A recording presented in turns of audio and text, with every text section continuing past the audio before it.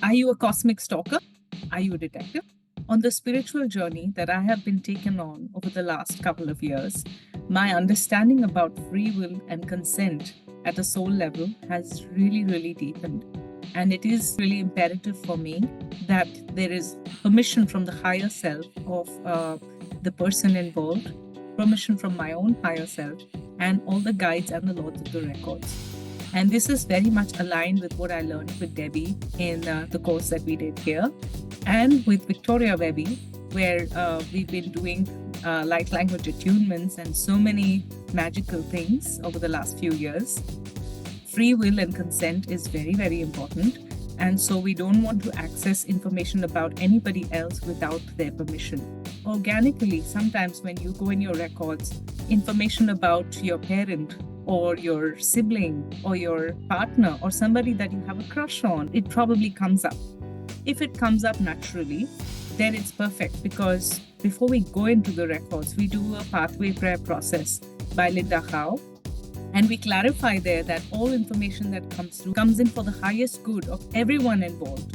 So that takes care of the permission. Sometimes when my clients ask specifically about a certain soul and what their connections may have been with them, especially twin flame situations or soulmate situations. Sometimes when my clients ask specifically about a certain soul, their connection or their soul contract with a particular person, then we go in the records and ask for permission.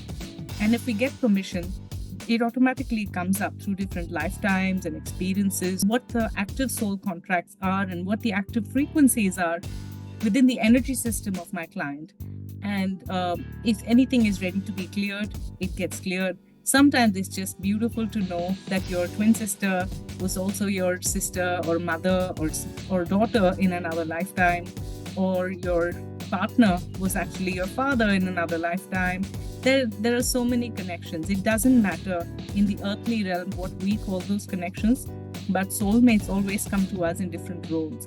So there can be information that freely comes up from the records, but we don't push for it if we get a no from the lords of the records, from the higher self of the person that we are inquiring about, and from the higher self of all of us involved, my client and myself.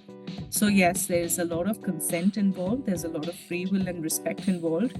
But when it comes up, we value it and we treat it with utmost respect.